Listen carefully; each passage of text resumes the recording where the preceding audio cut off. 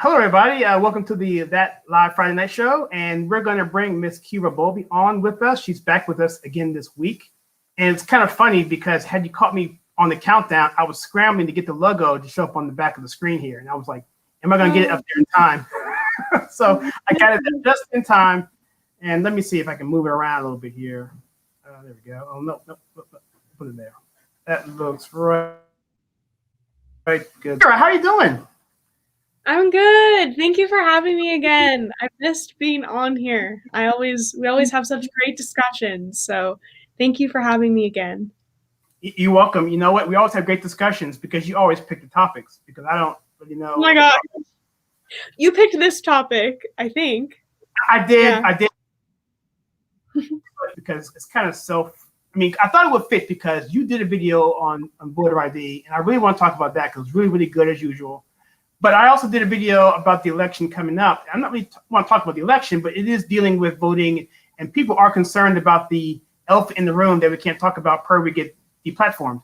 However, voter ID is very important, and I'd like to talk about your video and your take on that, and encourage everyone to see it, and then kind of talk about some other things too. I got some other stats here from other places and some cool memes to show as well. And if you're first time on this show, this is a live Friday night show where we basically just kick it, take a topic, and we try and take liberals and show the hypocrisy and have fun doing it. And Kyra's been with us for, how long have you been with us here? About 5 months now? Yeah. Yeah, that's awesome. It's been a while. Well, I have a great time. So let's just kick it off. And if you're on this and you're watching, people can comment below to the right wherever you are. If you're on Facebook, you can do it in the comments, or if you're on YouTube, same place, it will show up, and we can actually put your comment on the air, and we can kind of talk about it as we go through. So, so Kyra, talk to me about your video that you came up with, and what was your idea? What was your inspiration for having that video? Yeah, so I made that video. I actually have the script. So I have a journal where I write all my video scripts, and I do my own research. It takes me a few days to come up with the research because I want to make sure everything's good. And then I run it through my parents. Like, I read the script out to them sometimes. For this video, I did not do that. I researched for days, and basically I saw someone on Facebook talk about voter ID laws, and they said that voter ID laws were racist and that voter ID laws are like the next Jim Crow, is what they posted on Facebook. And so I wanted to do my own research and just kind of like talk about it because, you know, last election, lots of crazy stuff happened.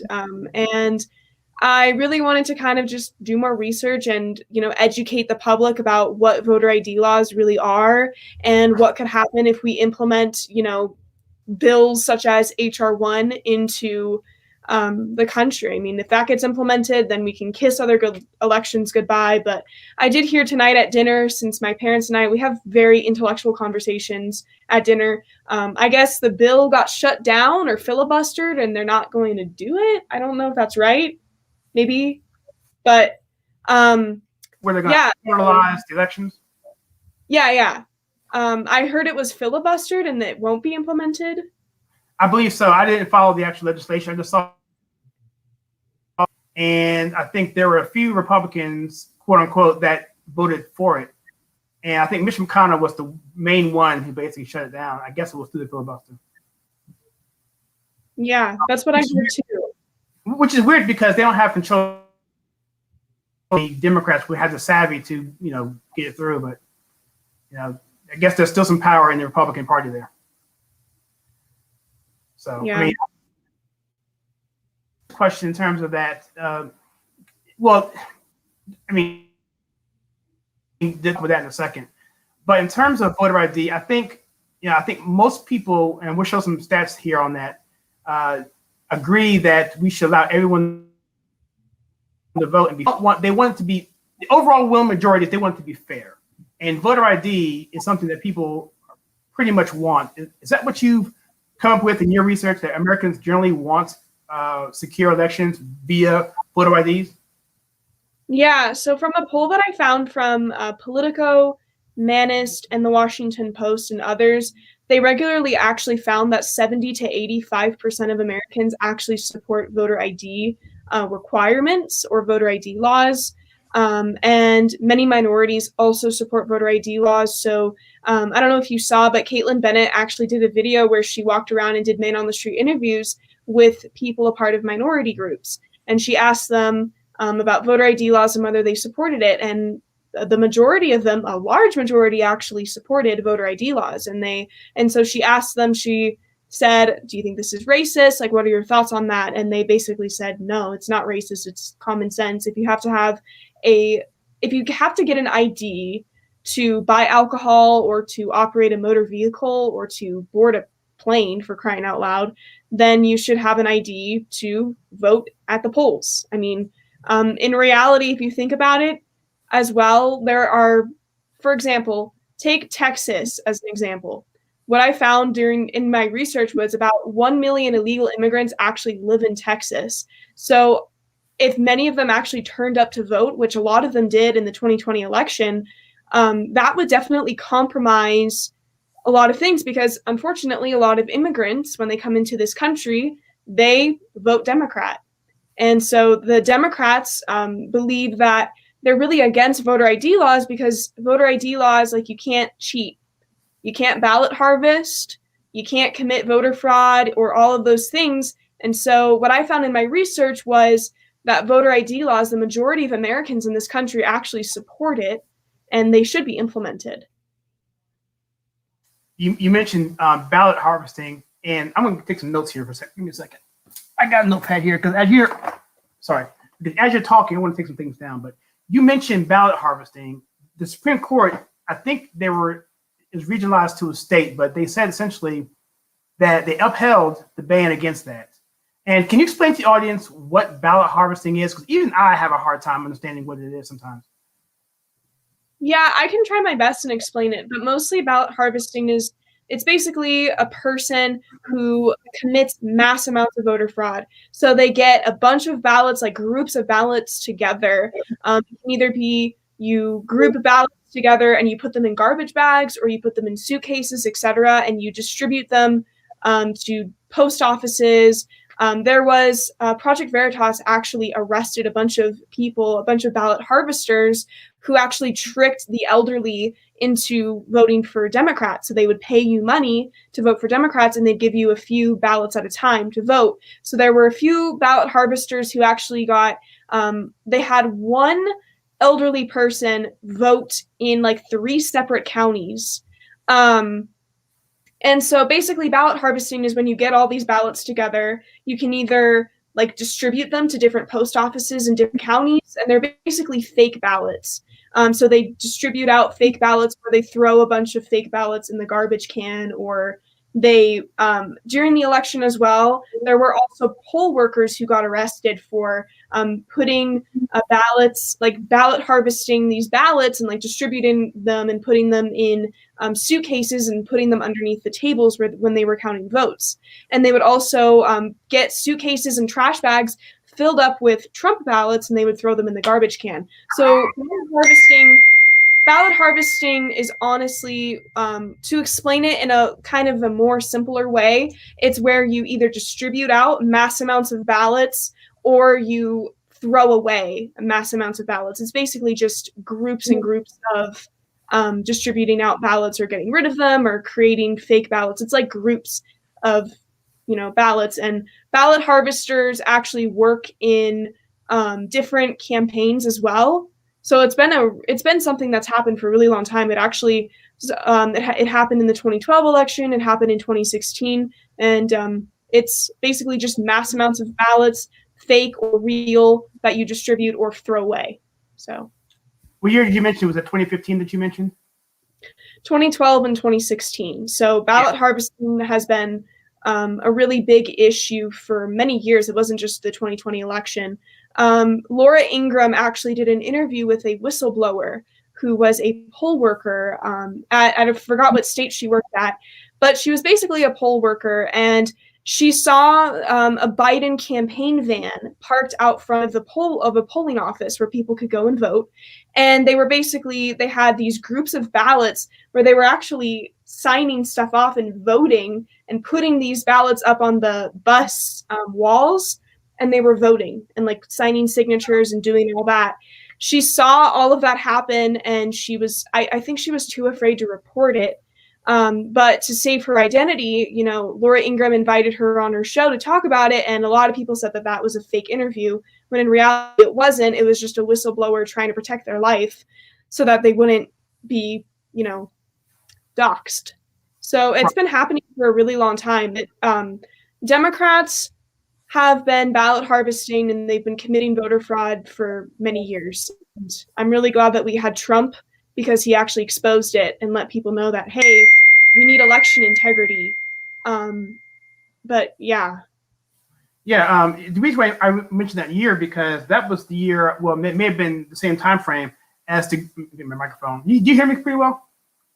Okay. The group Acorn, and I'm sure you heard of them, but they were big back then. And then when they were forced to disband, they just morphed into other companies. I kind of like that we knew who Acorn was, and when they went away, I knew they were going to come up again some kind of way, and I think that's what we're seeing now. We're seeing them in multiple fashions now. Yeah, so that's really interesting. And the Supreme Court, I believe it was today or yesterday, actually upheld that particular state that they can withhold that, keep it unconstitutional, which is good. And I think a lot of people are really getting mad at the Supreme Court and whatever, but they're making some decisions in our behalf that are major, that people aren't really high profile ones that we don't like, but there's a lot of ones that they're upholding. And so I think things are hopefully on par on the Supreme Court level in terms of that's concerned. But anyway, so I'm gonna bring up a stat here. Actually, let me bring up a meme here. You mentioned about black people. I'm gonna talk about Jim Crow a little bit. But this guy here, this is from the Babylon Bee, and it's a video. I'm surprised it hasn't been like, you know, banned. White liberals watch in amazement as black man acquires an ID. You got these looking at him. Oh gosh, that's amazing. The guy can do that. And I think that's really the hidden racism behind this, you know, and it's the audacity for them to say Jim Crow. Well, number one, was poll taxes, right? Part of that was, you know, you vote Democrat or we're gonna do something bad to you and your family. So those intimidation laws were done way back then by Democrats. And now they want to turn around and say that we're the ones doing the same thing. On a side note, the same thing they're saying right now, that we're about defunding the police. We never were about defunding the police. They always switch. What do you feel about them always switching what they're guilty of and putting it at Republicans? What's your thought on that? Because they're doing it again here. I would describe it as hypocritical. I mean, they basically bend laws and they create different definitions to support their own partisan thing. And one of the many things that I noticed during the 2020 election, especially, you know, 2016, 2012, Democrats really like to bend definitions to get their points across, to kind of scare the American people into thinking that, like, oh, well, I mean, you saw it in the 2020 election where they were talking about vaccines, and they're like, oh, well, you know, if you want to stay alive, vote from home. Mail-in ballots, you know, it's safe to vote by mail. Or they will bend things around, or they'll say things like, oh, voter fraud doesn't exist. It's like our elections are safe and free. Like, we didn't use Dominion during the election. So I see it as like a hypocritical thing where they will really bend rules around, they will bend laws around, bend statutes, bend definitions around to really fit their partisan roles and to really, you know, try and get as many votes as they can. Democrats only care about votes, in my opinion. They don't. And they just want to win elections. And I mean, that's kind of my opinion on it. I just think they're hypocrites, and they just want to try and use manipulating tactics to change laws, to change stuff for their own partisan measures. Language. They're brilliant when it comes to language. I mean, they can twist things, spin things. Just when I think we got them, we finally got these guys. And oh, it's like, how can they possibly say that Republicans are defunding the police? And then they use this language in this bill about Biden bringing this. I'm just off topic a little bit, but same where they're trying to bring the suburbs and then create projects in the suburbs, and they're trying to say that fund the police. That's their logic, but nowhere in that bill did they ever mention police. And but they get away with it because our media is just they're horrible, absolutely horrible. And it goes to voter ID as well. And I like what you said about the fact that they are about power, because right now, by my calculation, they're still looking at about 30% popular vote of this country in terms of where they stand on most major issues. They're losing in just about every single category. If you internals, there's no way that they could possibly win an election other than the thing we can't talk about, right? But voter ID and voter suppression is something that they're in the opposite direction. So I like that you mentioned that point. Did you get any feedback, negative feedback at all from that on social media on that particular video, or is the people pretty much in agreement with you on that? I know a girl from high school who got kind of mad, and she's like, voter ID laws are racist. And so I asked her why. I was like, how is it racist? Like, can you kind of give me like a point? Can you tell me why it's racist? And she basically told me, she's like, no, but you need to be educated. You need to get more educated, Kyra. And I'm like, what are you talking about? She's like, I mean, you can pick up a book, you can do all these things.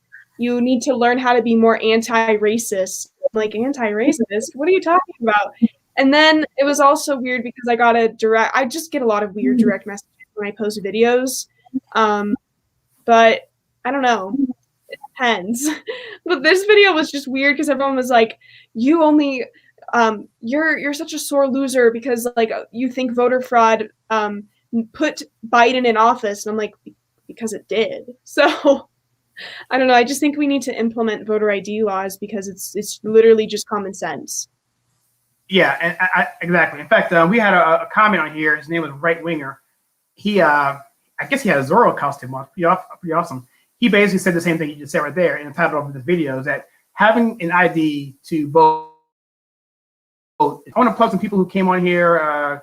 Cartel Gore gives us a love heart. Hey, man, you can do that. Pretty cool. So I got you guys doing. People coming in and coming out. So thanks for that. Absolutely. And the thing is, with the whole thing about them gaslighting us, saying that the only reason why we're talking about this is because, one, that's the reason why we're talking about voter right past 20 years, and it's just for the first time really in national election. Now, I will say this though. One thing they really couldn't do in the general election in 2020 was the fact that they couldn't really get granular on the precincts. That's why a lot of those ballots were like top end ballot. It was Biden and blank all the way through, right? Because once you start voting for, you compare to different areas, and if you start putting in actual areas, then they can identify where you are in the country per precinct. Which is why I think we will definitely take back the House, even if there was any kind of voter thing going on, because it's very difficult to do at a national level. But I'm pretty sure the Democrats are up for the task. What do you think about the next election? Do you think we have made enough progress so far? Do you think we need, in terms of like taking the House back at least? Do you think we have any good chances based on what you see in terms of legislation or policies? A lot of states have actually implemented voter ID laws, which is good, but I'm hoping more implement voter ID laws. And it's hard to say. I think we really just need to working on election integrity, so then we can make sure that something like 2020 never happened again. And we also just need to kind of encourage more lawyers out there and judges to actually do their jobs, because there's a lot of bad lawyering in the last election. And I'm really hoping that, we can talk about 2022 and 2024 as much as we want, but until we start, really vocalizing election integrity and actually getting in there and implementing laws to make sure that, our elections are safe, because you can't have a democracy without having fair and free elections. So we really need to work on that. Yeah, absolutely agree with you. Alec came on. This guy here, is a big supporter. If I say this incorrectly, let me know. I believe he's an immigrant, or at least his family is. And he commented a few times, well, many times, but the one time he commented I'm referring to now is dealing with what he sees here in America happening in China. And so he really wants us to not do that. And so thank you for commenting. And his statement here, I believe it comes from Karl Marx. Is that Karl Marx who said that? It was Stalin. It's not who it's not who makes the votes, who counts the votes is what's most important. And so, to your point, Kyra, I want to be optimistic, and I try to stay optimistic. Stalin, thank you. He's on point, man. This guy's on point, dude. Yeah, thank you. So I want to be optimistic, and I try and put on a positive face on my videos because I want to keep positive on my channel. But behind the scenes, I'm like, come on. I'm like, if we don't correct this stuff now, where are we going to be? Because if the Democrats had just a few more Senate votes, we'd have been screwed. HR 1, right? Yep. HR 1 is really terrifying because if you think about it, like when I read through HR 1, which I think everyone should, it kind of reminded me of like how election, like that's literally controlling elections. And the fact that this is literally called the For the People Act, it's not for the people, it's for the government. It's for, cheating and rigging elections because it's the only way that, Democrats can win. I mean, I saw something recently that Jennifer Lawrence posted. She posted a video talking about how Republicans want to cheat and they want to kind of bend election integrity around so that they can win elections and they don't have votes to win elections. And it was just a really crazy video. I think people should watch that, but it really honestly reminded me of every single totalitarian authoritarian regime out there. I mean, this is how it starts. They take control of elections and they control who gets elected and they control who comes into power in the government. And that's a really scary thing. And the other thing that's also scary is that these elected officials that are being elected into office for voter fraud. I mean, voter fraud didn't just happen with the presidential election. It happened with Senate elections, happened with House elections. And it's really scary if you think about it, because once we allow the government to control the outcome of our elections, we're no longer living in a free country anymore. And that's why we really need to step up the plate and implement election integrity, because American citizens should have the right to vote for who they choose, and they should be able to feel safe walking out of the election polls knowing that, my vote's going to be counted. I mean, I don't even know if my vote got counted. Probably did. Maybe it didn't. I don't know. That's a scary thought in our country. And our country is supposed to be free. But when we have, when we start allowing the government to control our election outcomes, that's a really scary thought. Absolutely. I have a question for you about New Mexico, too, which is where you are, because I'm in North Carolina and I wanted the same thing. But Alec is really going off here, and I want to just go through his stuff here because he's really nailing on some points in the order in which you're talking about. So let's just go through these here. Because he knows he's from China, or his family's from China. He says here, based on what you just said, Kyra, right on point, says here that so many Chinese people become political because we have seen this in the Cultural Revolution. And I think what he's referring to, I know he's referring to, is Mao, basically a horrible part in world history. And I'm not that versed in it, but it appears to be right in line with Karl Marx, right in line with putting two against the other, two against the middle, and the whole critical race theory is very eerie, similar to that. And let me go one more, and I'll get your comment on this. He has a couple more points here. And the other one he says here is that the control the media, defunding the police, and have the Red Guard running around tearing down everything. And so this is what happened in real life. So what do you think about, well, I mean, you just said it, Kyra. I mean, but what's your thoughts on his statements here from a firsthand account of what we've seen about,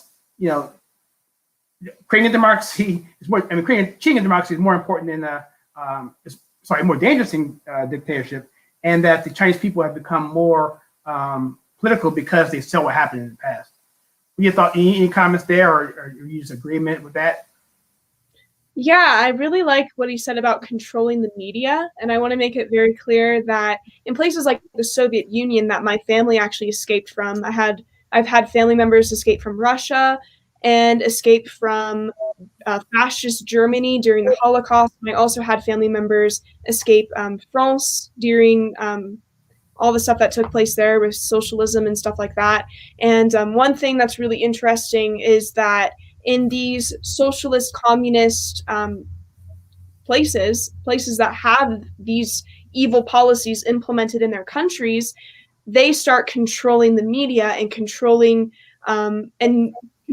news distribution to the public. So, for example, with everything going on with the NSA and Tucker Carlson, they're literally reading his emails right now and trying to get him off the air.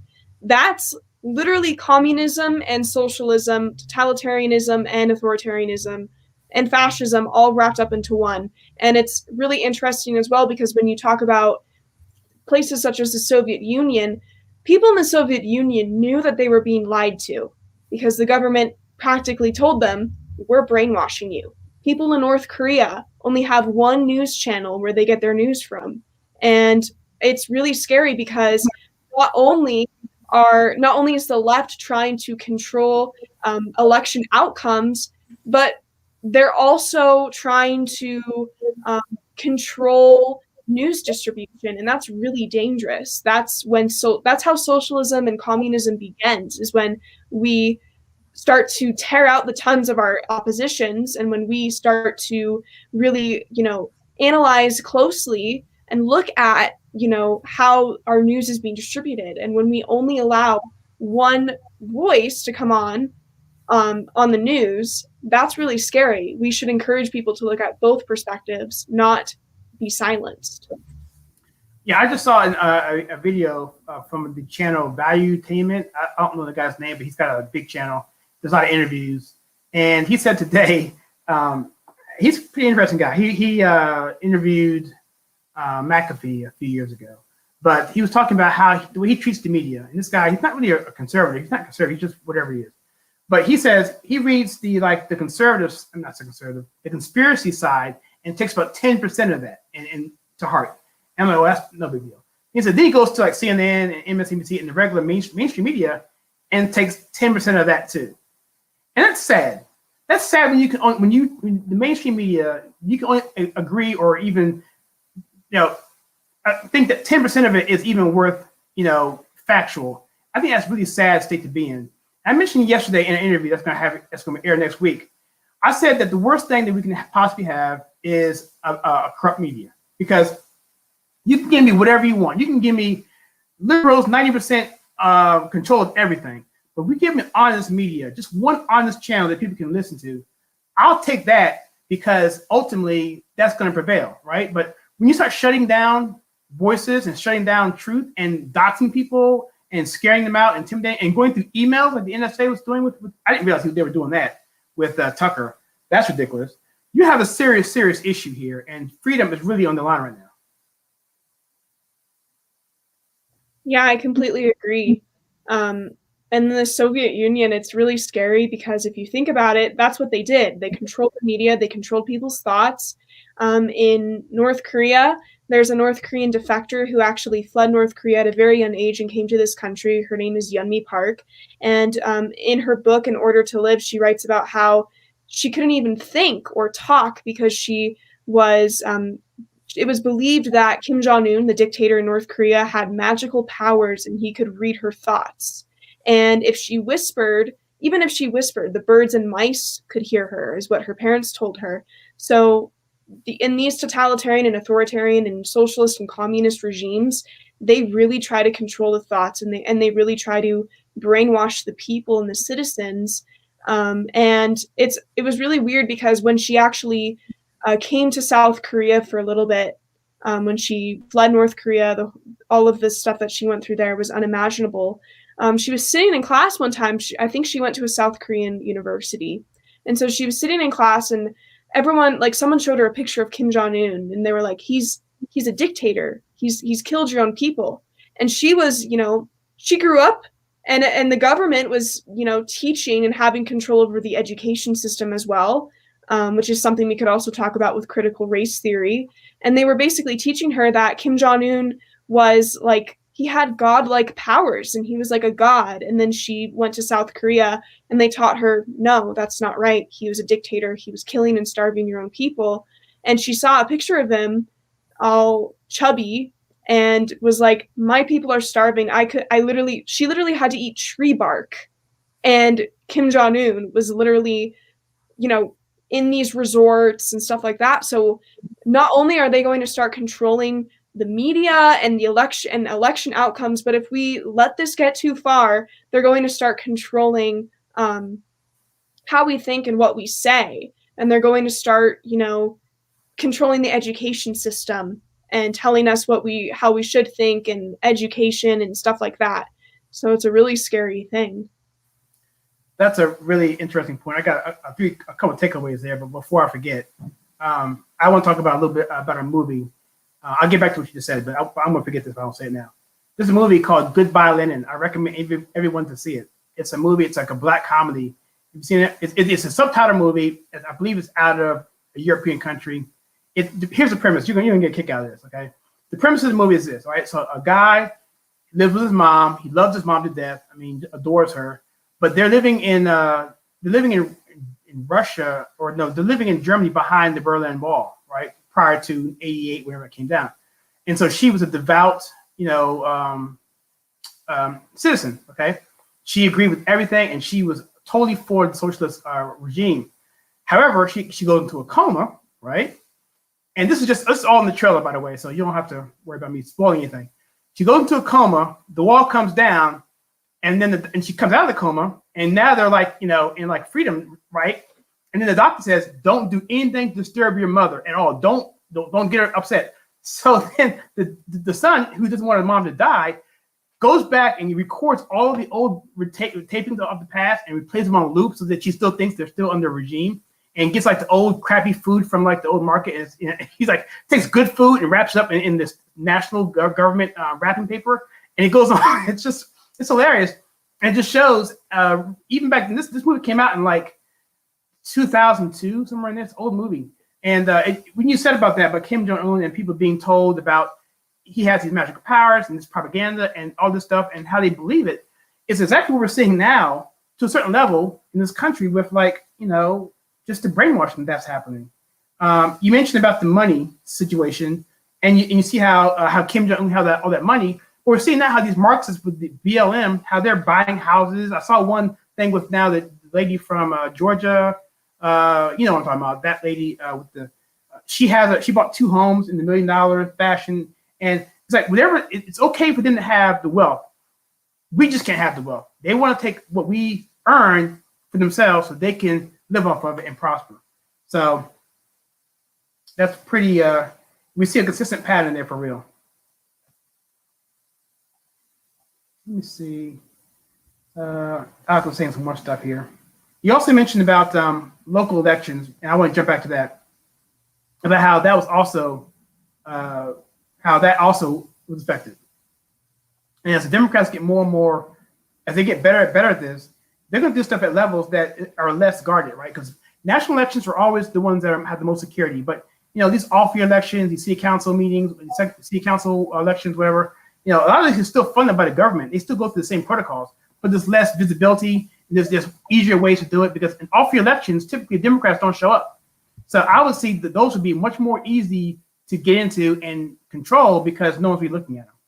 Have you thought about that at all? The local elections that you just mentioned a little while ago about them also being susceptible to voter fraud? Yeah.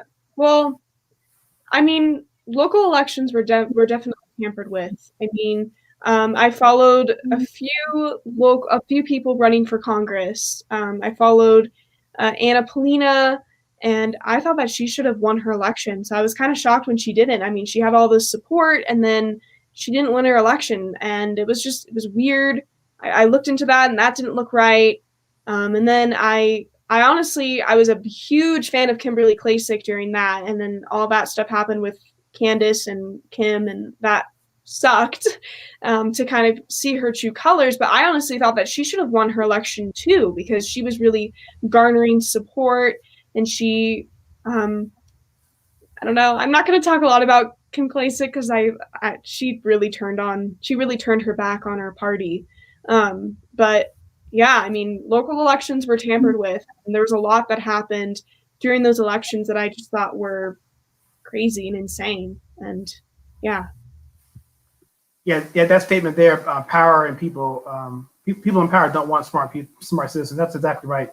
I won't talk about KK either. I've said enough about her. I did a video. I try to keep it as fair as possible. We can talk off camera on that. It's kind of dividing the conservative movement, so I don't want to dig into this. I'm not going to get into a fight over that. If they're not going to fight over it, I'm not going to talk about it. So, but my sentiment is definitely in your direction there. In fact, I probably agree with you 100% there. But yeah, her election was tough, and she should have done a lot better than what she did. I mean, she really got it wasn't really close. I think it was Kwame Mfuze she ran against, the former NAACP leader. He was very popular, so she really didn't have much of a chance to win that regardless. But I think she should have done a little bit better because he didn't even show up anywhere he just showed up on the ballot. Y'all know me. Go ahead. Wasn't he the one who was sleeping and they called him and told him he won his election? Probably. I mean, I wouldn't doubt it. I mean, this guy he's immensely popular in the Black community. He was an NAACP guy back in the 90s. And so he's well known. I think he ran against, I want to say he ran against the guy, Alan Keyes at one point. I think he did. Back in the early 2000s. But anyway, the hypocrisy of elections. Before, the whole thing with before 2020, it was all about Russia, right? Interfering in elections. And now we don't want to talk about interfering in elections. It's like, it's so frustrating. Not only are they really good with the language, they're also good with gaslighting us and making it seem like we're the idiots for bringing up stuff that they talked about just 2 months ago. The meme with Tom Hanks, where he says, and just like that, they changed, wherever it is, and just like that, all of a sudden this doesn't matter anymore. And it's just like they expect us to just forget. No, we don't forget because we have the internet now. And we have common sense and we have a brain to think about it. I guess, like Alex says here, that's exactly what they want, people who don't think. So he saw the movie here. So it looks like Alex saw the movie. So I saw that movie. Great movie. I almost cried. It's a really, really good movie. In fact, it's one of the best movies ever filmed. I'm not even kidding. It's a foreign film. It's really, really good. It's called Good Violin. You got to read the subtitles, but it is phenomenal. It's a really good movie. Really good movie. It shows you about the whole thing about the whole thing about communism and capitalism and freedom without even saying it's bad. You know what I mean? They don't make a moral judgment there, but you can see just from watching it, everything before was sucked, and everything after it was pretty good. Like there's one scene where she actually looks out the window and she sees a McDonald's sign, and people outside laughing and smiling, and she's like, so that movie would not be allowed today. It would not be allowed today. I guarantee it would be banned today.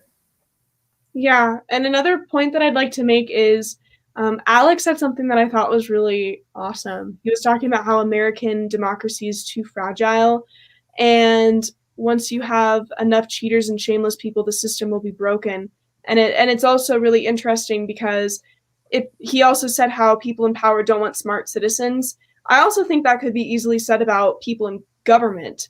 There are a lot of super powerful people in the swamp who are underground. They're controlling certain things. I don't want to sound like a conspiracy theorist, but there are very powerful people in government who have been in government for a very long time who are controlling a lot of stuff.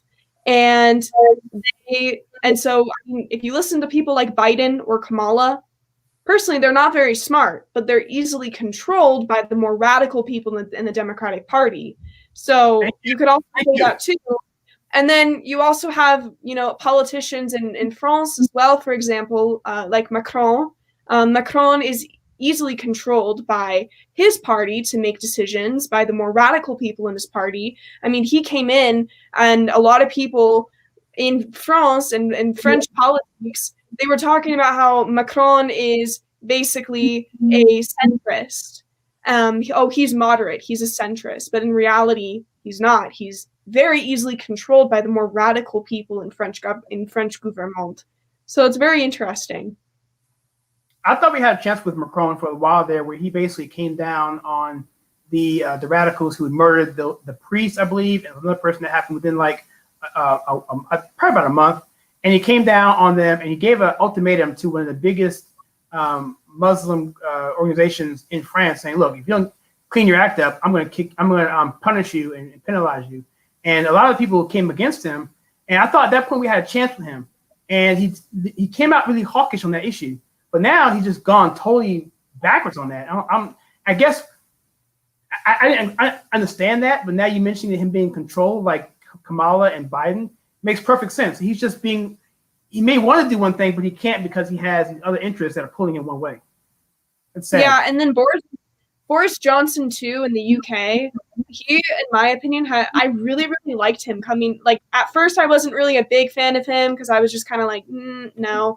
And then Boris Johnson started becoming a little weak after Biden got elected, and he started having members of his own party telling him, "Hey, you need to be more lenient about COVID-19. You need to tell people to stay home, to wear their mask, etc."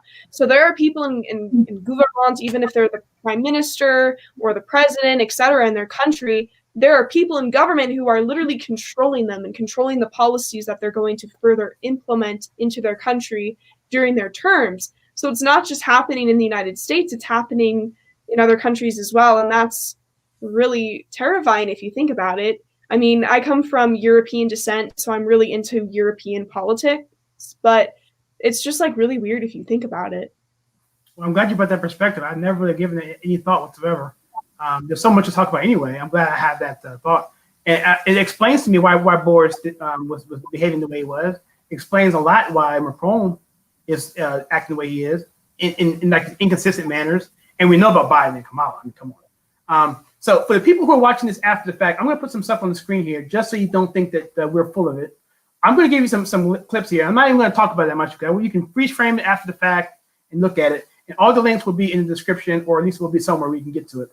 And I showed it to you beforehand, Kyra. I just want to put it on the screen real quickly. I'm not going to talk about all this. It's kind of wonky data, but this is from 538. And this is not this is far from your conservative group. I mean, this is, I think, Adam Silver, what his name is. Anyway, so they basically say here, and this is back in April, the article is that Americans oppose many voting restrictions, but not voter ID laws. I'm going to go through this really quickly. Basically talking about how this YouGov poll, and there's a poll with Gallup and Pew. Pew is like the industry standard. Like let me move your stuff here, Alec. I don't want to just have this up here and let people see it. Let me remove this. Oh, great, live television. This is awesome. Let me see. Comments, here we go. Let me get this out of the way. Bam, okay. So this is, you can look at this here, the numbers there. I'm not gonna talk about this as much. Let me go back to where I was, sorry guys.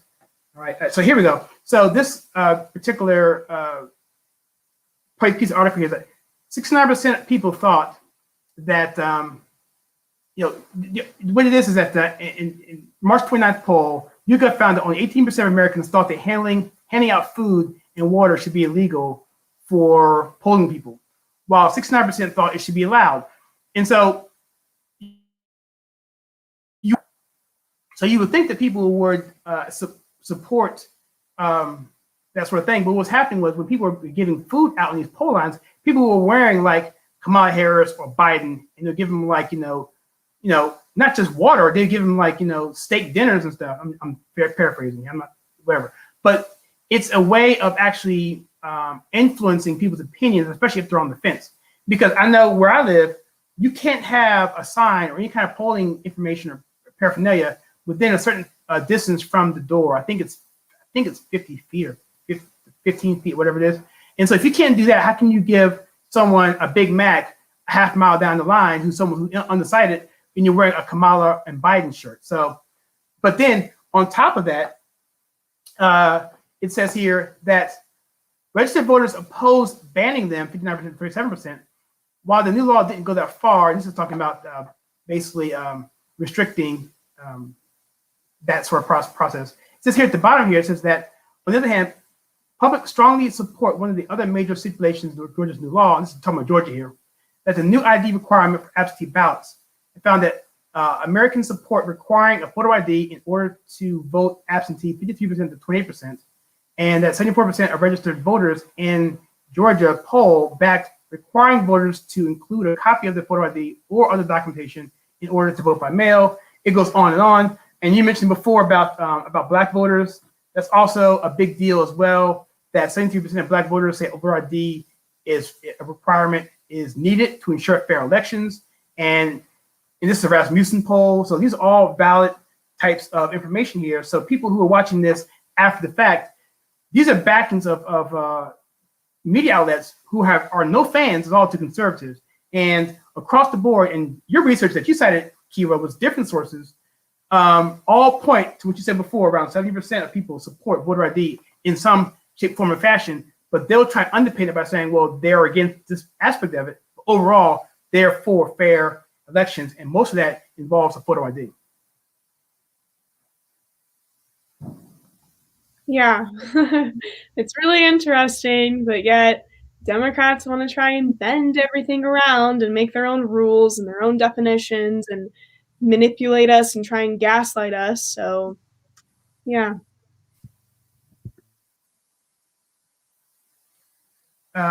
See here.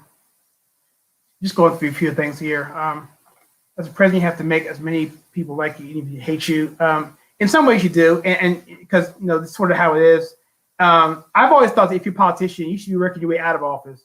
That you should be willing to get out of office because you're going to make people upset.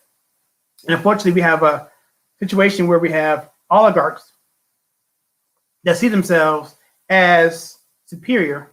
And I hate to say it. I mean, I was involved in the Republican Party for many, many years prior to this, and I saw within our own party how politicians within whatever just worship some of these elected officials. I mean, just, oh my gosh, well, I can say her now because she's not longer in office. There's Elizabeth Dole, and Elizabeth Dole was out of office because she never did anything for us. I mean, she was married to a popular conservative president, Bob Dole, and she was Secretary of Labor at one point. I think it was Treasury. Anyway, but outside of that, I mean, she wasn't really doing anything for North Carolina, and she got voted out because she was by a Democrat. And so I think a lot of these politicians get it in their heads, and they get to office, they get to the Congress, they get their special, they get their little pen, and they get their little pass, and they get their little parking spot, and then they get all of this regalia when they go to these Lincoln Day dinners or Reagan Day dinners, and people sweating them so hard, and then they have to only work really 6 months really out of the term, because the rest of it in the short session they're going to be looking for campaign donations and money and find out what committee to get onto so they can get more money and get more appropriations, and then have sweetheart deals with other people who are trying to do it, co-sign bills so they can get benefits back to their people, so they can say, well, I did this for you.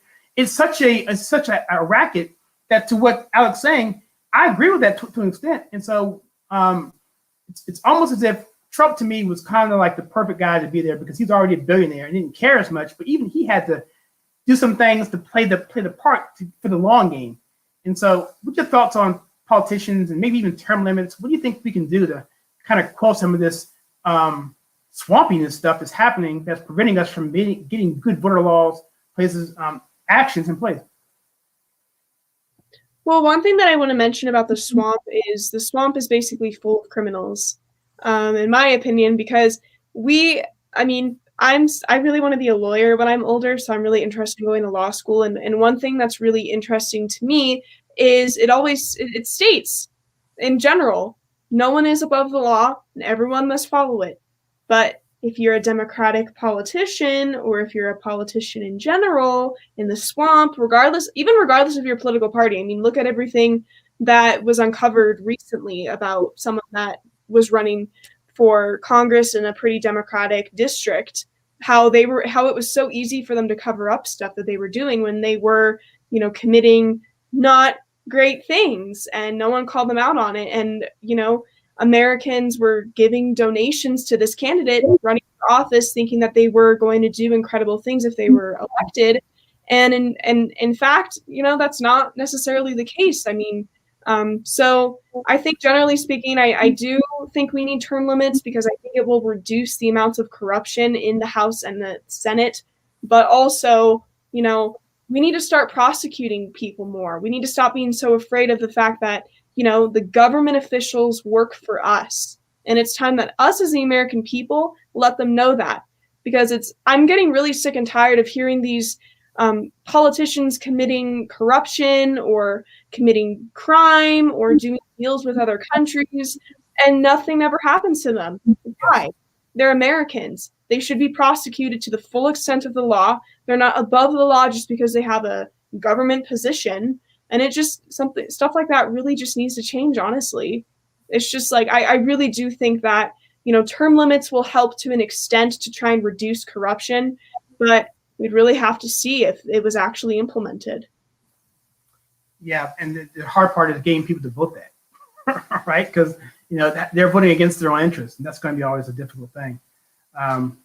So you mentioned For the People in your statement there. You mentioned it prior to that about this bill, the For the People Act, whatever it's called. And Joe Biden even mentioned it in terms of, I think it was him who mentioned about For the People or whatever. He misquoted. I guess that was the We the People. Is that the Declaration or is that the Constitution? That's the Constitution. That's the preamble, right? Declaration of Independence, I think. Okay. Well, yeah, We the People. We know that that's what it is, but they're using For the People as if they're the you know, the oligarchs. They're the overlords. You know, they're the. I know Maria Antoinette didn't say this, but they're the let them eat cake people, and it's for us, right? No, dude, like you just said, just like you just said, we people, and we put you in office, and that's one thing even AOC, which I hate quoting her, doesn't get. She doesn't understand that that they work for us. Literally, they work for us, and we are a representative republic, and we're not a democracy. I don't want to live in a democracy. How about you? I mean, I want to feel like I'm being represented as an American citizen, but right now I don't feel like I'm being represented. I feel like, I mean, the fact that a lot of Americans have to worry about their votes being tampered with in elections is really scary. And I just want to live in a country where I can freely go to the polls and vote and not have to worry about my vote being tampered with. And I'm tired of like the censorship and I genuinely believe that right now, especially some Democrats, not all, maybe the classical liberals, they definitely disagree with this and they support free speech. But a lot of people in the Democratic Party genuinely want a one-party rule where only their beliefs are pointed out there. They want to try and control our elections. They want to try to cheat and rig the system. I mean, if you think about it, For the People Act literally tries to loosen requirements on both registering to vote and voting in general. So they want to make it easier to register to vote. They want to get as many people to vote as possible. And that's a scary thought. I don't want to worry about I just want to live in a free nation where I can vote in elections. And when our elections start to become tampered with, like right now, that's when we start a less free society. And that's really scary. Yes, especially dealing with interfering with the state's rights, and you mentioned the word states' rights. That's a 10th Amendment issue, and so that bill, if it hadn't gotten passed, should have been struck down 9-0 by the Supreme Court. But I don't want to let it get that far, you know. And so I think we need to be more engaged as citizens to take our petition rights more seriously, but even the problem that they're trying to not even shut down assembly. You know, it's one thing to shut down freedom of speech, but to shut down freedom of assembly. We can look at the CRT meetings they have now, where the people are, the parents on these school board meetings are outraged and they're peacefully expressing themselves. And now in some states, in some cases, they're telling them you can't even meet in a public forum for the school board for public education that their kids happen to be in. You know what? That nothing gets me more upset than messing with our kids. And you know, my kids aren't in public school, but if it was, boy, it would be all like Donkey Kong. I'd be on that school board meeting every single day. I would be the most. I'd probably quit my job and I would go full time. Doing something to advocate toward school choice, or just allowing students and teachers, for that matter, and parents to communicate in an open session and not be fearful that they're going to be pushed down, relegated, or even put in prison. Like one guy was put in prison for for leaving a public hearing that wasn't supposed to be adjourned for another hour. They kicked him out. So I thought that was ridiculous. And not to mention that, by the way, Kyra, in that whole situation, it was really likely that outburst that happened was a liberal who caused a scene to give them the excuse to shut down the school board meeting. And I am just really, really tired of this stuff going on right now. I really, really am. So we have a new member, John Carpenter.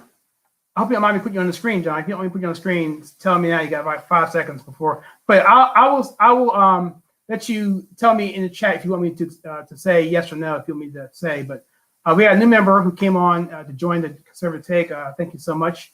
I'll give him a few minutes to decide if he wants to be publicly known. But Rita's on. Rita, how are you? She said, Rita, heck no, I don't want to live in a democracy. I don't think she understood the question. No, she did. She did. I think she was talking about AOC. I understood the question. All I said was I want to live where I feel represented and I feel like the government's working for me. Like, she has to understand I come from a family that has escaped socialism, communism, fascism, and religious prejudice. So I just want to live in a country where I feel free. So I did understand the question, right? I understood what you asked. Yeah, I think the thing was I mentioned AOC there as well. But she was the one that said that, and I just assumed that was what you were referring to as well. So, but no, democracy, because it can change, right? The thing about democracy is it can change, and the thing about what makes our country so awesome and wonderful, being a constitutional republic. And like Alex said earlier, he said that we're fragile, right? He said that earlier that we're fragile. And Benjamin Franklin was asked, what kind of government did you give us? He said, well, we gave you a republic if you can keep it. And every generation, I believe Reagan said this too, every generation has to basically carry the torch for the next generation, because it is fragile, because popular vote can creep in. But when you have a republic, and what that simply means is that you have popular vote as long as it falls in line with what the moral base of this country is, which is a Judeo-Christian fabric based on the Bible. I'm sorry, guys. I'm sorry. That's the truth. Go back and look at the founding documents. And so that means that as long as it's morally righteous, then it can be a law that we can uphold. It's not, okay, well, today we can have slavery. That's fine. Woohoo! Okay, we can kill babies in the womb. Okay, It's that's what I'm saying. That's why slavery was overturned, because it was an immoral situation. If it was popular vote, we can do anything we want to do, depending on who the population is. If you bring in people who don't adhere to our principles off the street, whatever, out of a different country, climb all together, and we don't vet them coming to our country, that's what's going to happen. They're going to vote outside of our moral systems. And then I'm going to rant here, sorry. And then you take away the electoral college, and they have the coast telling everyone else in the rest of the country what it is. Oh, hell no. I'm sorry. You're good. I totally understand where you're coming from. I kind of went on the tirade there, but I mean,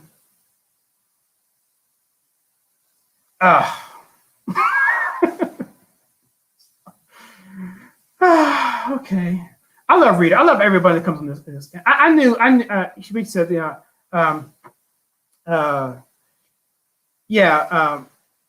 it wasn't. No, but see, the thing is, AOC was the one that conflated that, right? She was the one that said that and got everyone talking about the wrong thing. Yeah, I don't think AOC is very well read when it comes to our founding documents and our Constitution and stuff like that. Because some of the stuff that she says, I look back on and I want to study constitutional law. That's what I want to go into and practice law in. And I looked through some of the stuff that she was saying. I'm like, that's not right. So, you know what? I kind of respect her though in some ways, because she believes what she believes. she's not trying to be deceptive, and well, maybe in some ways, but fundamentally, she believes the crap that she's spewing. So that gives some potentiality that maybe a light bulb will come off, because Clarence Thomas was, a Marxist, your boy who just turned 91 yesterday. Well, I'm sorry, has he that old? Who's the black conservative? I'm trying to think. I'm escaping me right now. Thomas Sowell. Yeah, he was also a Marxist at one point. So now, AOC, if you look at Clarence Thomas and Thomas Sowell, there's hope for you. But for those people who are deceptive, like Pelosi and Schumer, those guys, they know better. They know better. And those are the ones I really can't stand, because they just have they're like you said, they're all about the power, and that the AOC is not about the power. But I think she, in some ways, means well, even though she's not really intelligent enough to know any differently, I don't think. So, Phil here. Hi, Phil. How are you doing? He says he saw the school board meeting. The school board members did not respond. It was shameful for the police to involve themselves without cause. It was bad. And it's scary, because these are your kids, man. And if you can't stand up for your kids, and if you're in a situation where you don't have the ability to move your kid somewhere else because you can't afford to, because you don't have school choice or the ability to redistrict or move, then you are literally trapped. And your only recourse is to go before the school board themselves and, tell them your grievances. And if they shut that down too, man, that to me is just so wrong. On so many different levels, everybody should come out strongly against that.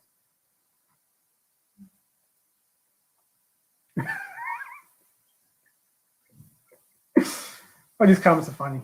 So, well, I got you here in an hour, Kyra. I thank you for coming on here. I don't want to keep you longer. I know you're a really busy person. And by the way, everyone, if you haven't followed her, Kyra Bowlby, let me do this. I get to put this new banner here on Kyra.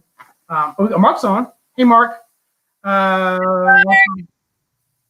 Yeah, there's a pug. There he is.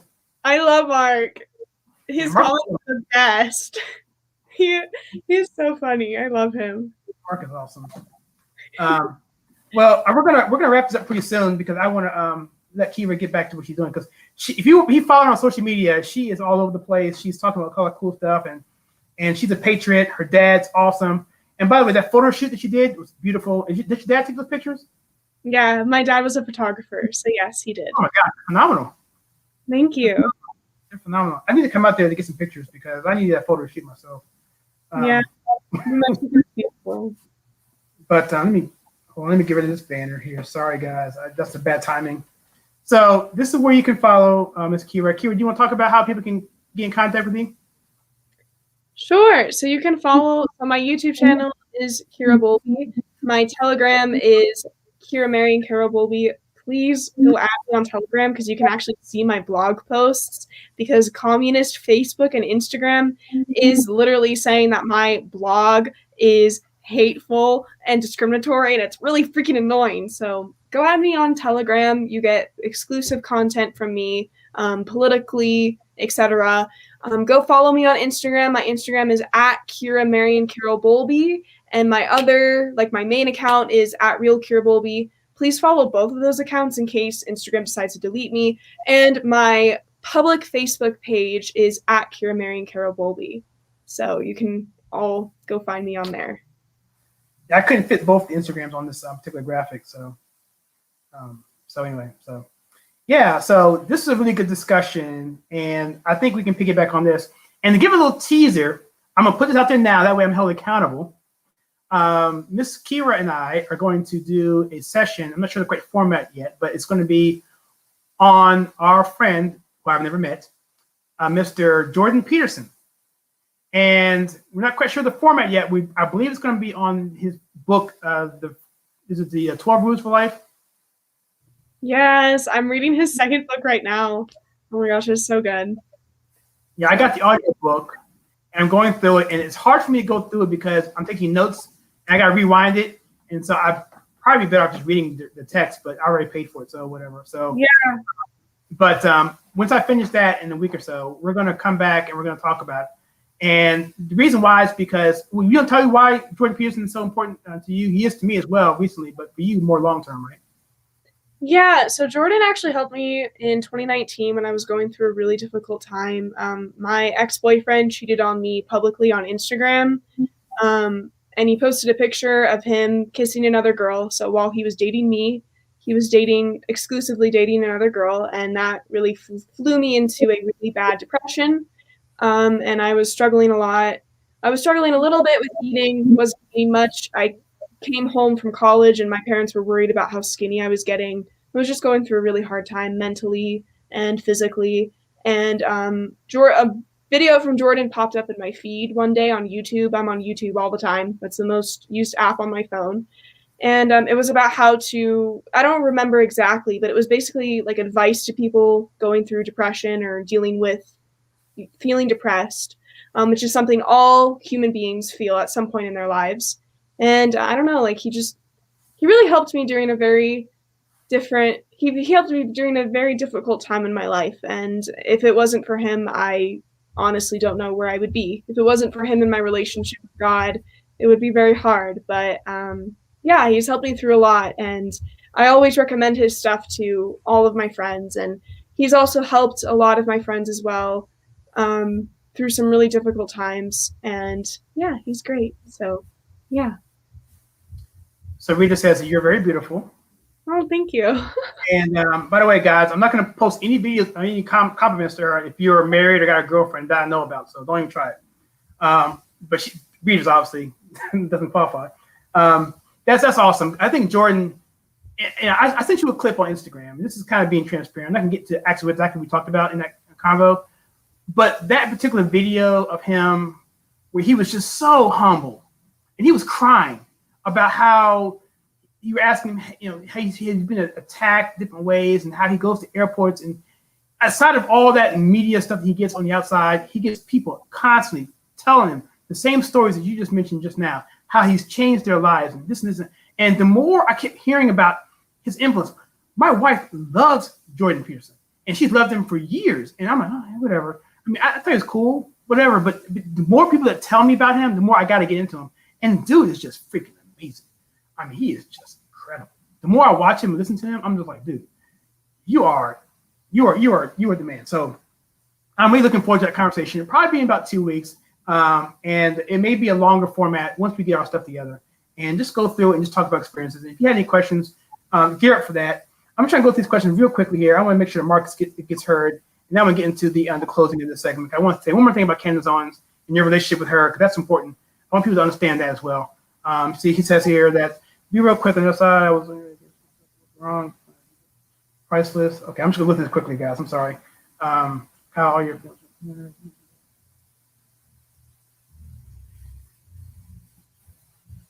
Yeah. Yeah. She's cracking. No, yeah, well, you can tell me I'm attractive. I don't care. I can take it. But I'm friends with her dad online, so I feel like I'm obligated, to look out for it, right, when he's not around. Oh my gosh, I'm cracking up. Anyway, we're gonna wrap this up. This is getting out of control. So let me go back to this thing here, and I got this picture of you and Candace Owens. I can put it up on the screen, and we'll close it out this way. Can we talk about this setting? I thought it was so endearing because Candace got hit pretty hard from KK. I'm not gonna talk about it as much because I'm still Team Candace all the way. And to a lesser extent, I'm still Kim Klacik, but I feel she has some questions still to answer. So I'm still reluctant to really endorse her like I was. But anyway, on that note, can you explain this picture and just tell the story just briefly what it was like and what you were feeling about at this moment when you met Candace Owens? Yeah, oh my gosh. That's such a cool picture. Yeah, so I met Candace at the Young Women's Leadership Summit in 2019, and she was so sweet, so kind. I gave her my phone because I was literally shaking and I couldn't take the picture, the selfie of us. And she's like, does anyone know how to operate technology anymore? Are you guys good? And I said, I'm sorry, I'm really nervous. You're one of my biggest inspirations and you've helped me through a lot. And so she took the picture and then she kind of asked me who I was, what I was doing, college, stuff like that. And I told her I was just starting college. And I asked her, I was like, do you have any advice for me? And she gave me some pretty personal advice, which I won't share on camera. But yeah, she's awesome. She's great, and I love her so much. And she is a role model for young girls like me everywhere who just want to stand up for our country. So I love her a lot. So I gave you the full screen there, like that. I'm prepping you for your own show. That's awesome. I think that's great. So anyway, yeah, I have personal experiences. People know her. I mean, really know her well. And I don't want to say that because I don't want to out people, but the things that came out against her this week was just uncalled for. So I think people are coming around now as we're seeing some things that are happening as well.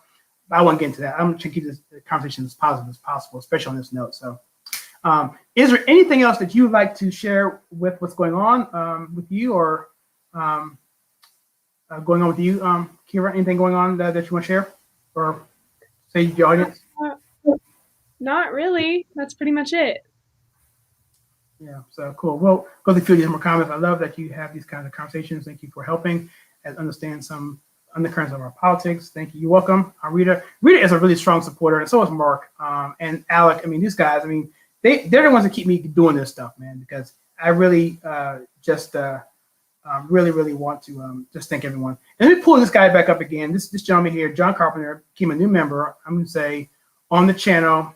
Thank you, John, so much. It's people like this that, you know, when I get called a coon or the N-word by these white liberals online, whatever, you know, it sucks. But this right here keeps me doing what I'm doing. I know you face a lot too. We talked about this on the channel as well. So with that, I'm going to close this out and see if there's any more comments here. Make sure I'm dropping them at the last minute.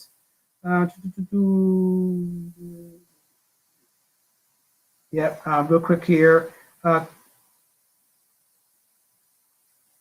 Kyra, you were sent some Tucker and some. I think someone sent you some messenger stuff. I think what it was. So I won't put that on. Thank you. I don't really check my messenger that much because I get a lot of death threats and like I get a lot of marriage proposals, so I don't really check my messenger. Oh yeah. Wow. Yeah, just some guys from other countries who message me and they're like, will you marry me? Or they're like, you very beautiful. Will you marry me? Will you be my girlfriend? And I'm like, I don't even know you. But yeah, it's interesting. My messages that I get are very interesting. Yeah, Mark's out of control. Yeah. I love doing these because it uplifts me. And you know, Mark and Phil and Alec and everyone else and Rita, everyone. Let me just put this real quickly on the screen real quick, and I'll definitely end it here. These are the people who support us, and I just want to thank everyone. And with this, I'll keep this on the screen. I'll close it out. So everyone else, thank you so much for this. This is that live Friday night show, and hopefully we'll do this again. Definitely in a couple of weeks with Jordan Peterson. Maybe a different format. Maybe Friday. We don't know. But I'm looking forward to that. Tell your friends and your loved ones, your family, whatever. And I'm looking forward to seeing that. So if you like what we do in this channel, we take culture, pop culture, and politics, and we filter it to you in a conservative manner. In other words, filtering it right. Then please consider hitting the like, subscribe button, that bell icon, so you don't miss any future content. And why I am doing this production on my own, while I try to find the closing banner and stalling for time, I'll see you guys next time.